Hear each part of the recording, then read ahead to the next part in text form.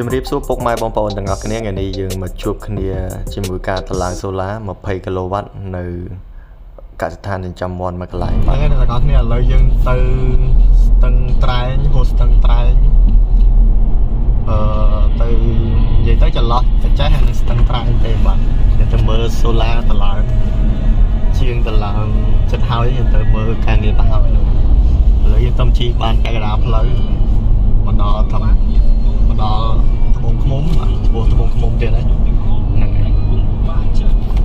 អូខេចាំទៅដល់កន្លែងចាំយើងជួបគ្នាទៀតហ្នឹងហើយបងប្អូនយើងមកដល់ហើយក្រោយពីបើកឡាន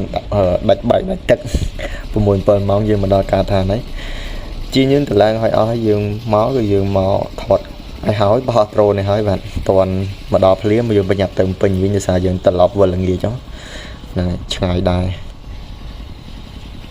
ចឹងយើងរៀបចំបោះហើយហ្នឹងហើយតកង់ថ្មីខ្ញុំបោះឡើងហើយឥឡូវយើងចាំមើលរូបពីលើមេឃទាំងអស់គ្នាហ្នឹងហើយ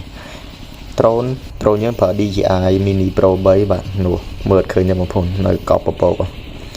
ហើយយើងនឹងថតពីលើមេឃមកវិញទុកឲ្យបងប្អូនមើលលេងក្នុងវីដេអូហ្នឹងគឺមានទេបងប្អូន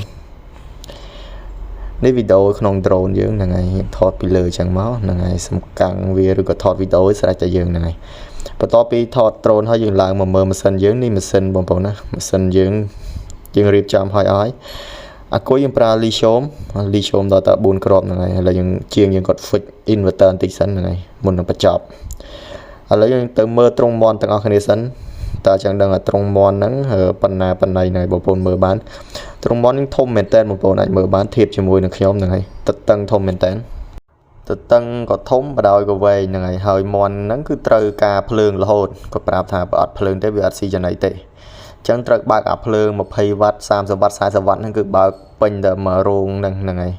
នេះអាគារបងប្អូនយើងមិននៅចំណុចកដានៅអាគារកដាយើងដើរនៅកំដុំកដាហ្នឹងហើយក្នុងមាន់ហ្នឹងគាត់ថាទីទៀតគាត់មានអាមាន់ដាក់ម៉ាស៊ីនត្រជាក់ទៀតបងប្អូនហ្នឹងហើយអ្នកចិញ្ចឹមខាងហ្នឹងប្រហែលគាត់ដឹងហើយតែខ្ញុំអត់ដឹងទេដឹងតែរឿងថាធ្វើម៉េចផ្គត់ផ្គង់ភ្លើងឲ្យគ្រាន់ចំពោះការប្រើប្រាស់ប្រកបក្នុងកសិដ្ឋានទាំងមូលហ្នឹងអញ្ចឹងយើងបូកដកគុណចែកទៅយើងប្រើសូឡា20គីឡូវ៉ាត់បងប្អូនណាហើយ system យើងឥឡូវចាំស្ដាប់ខ្ញុំបញ្យល់ទាំងអស់គ្នាហ្នឹងហើយ system យើងអូខេបងប្អូនទាំងអស់គ្នានេះជាប្រព័ន្ធ system យើង20គីឡូវ៉ាត់ inverter យើង10គីឡូវ៉ាត់អគុយលឹងយើងអគុយលីឈូមនេះ Felicity Solar យើងប្រើដល់តែ4គ្រាប់បងប្អូនណា4គ្រាប់ហើយមានពូជភ្លើងវាហើយនឹងម៉ាស៊ីនឥឡូវយើងមកមើលក្នុងប្រអប់ភ្លើងយើងភ្លើងហ្នឹងដល់ពេលដែលអស់សូឡាយើងមានភ្លើងម៉ាស៊ីនភ្លើងឬក៏ភ្លើងរត់វានឹង switch ដូរឲ្យយើងប្រើ ATS 1 63អាំពែ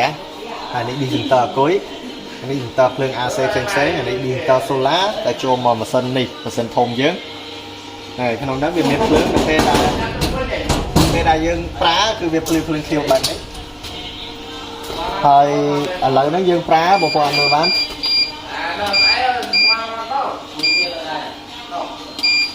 យើងប្រើ4គីឡូវ៉ាត់ហើយយើងមានក controller ជួយសាកអានេះ controller MPPT មុខវាគឺមុខងារវាជួយសាកយើងមាន3គ្រាប់មួយគ្រាប់100អាំពែ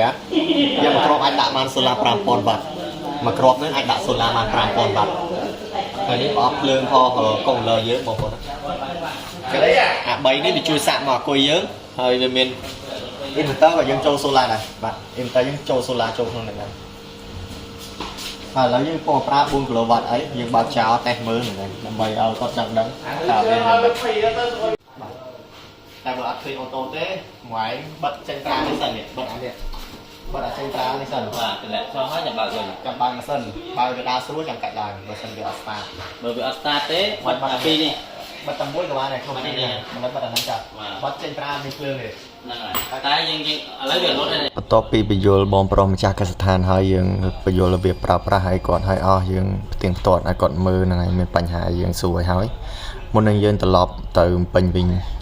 ចឹងការងារនេះបានបញ្ចប់រួចរាល់អស់ហើយបងប្អូនបងគាត់ប្រើម្ដងហើយគាត់មានគាត់កំងយើងភាសាដែរតែនេះកន្លែងគាត់ថ្មីចឹងគាត់យល់មួយចំនួនហ្នឹងគាត់នេះធំជាងមុនអានេះ20គីឡូវ៉ាត់លើមុនគាត់ប្រើតែ system 5គីឡូវ៉ាត់ទេឥឡូវនេះគឺຂະຫນាតយើងគឺຂະຫນាត20គីឡូវ៉ាត់សូឡាបាទអាគុយយើងប្រើលីឈូម4គ្រាប់ ចំណែកផ្ទាំងសូឡាយើងចាប់ឲ្យផុតពីដីយើងប្រើកាច់ចាប់ប្រភេទកាច់ចាប់48យើងរឹតផ្អោបគ្នាគៀកគ្នាមែនតើយើងអាចដាក់ឡានម៉ូតូឬក៏ឲ្យបានផ្សេងយើងដាក់ពីក្រោមបាន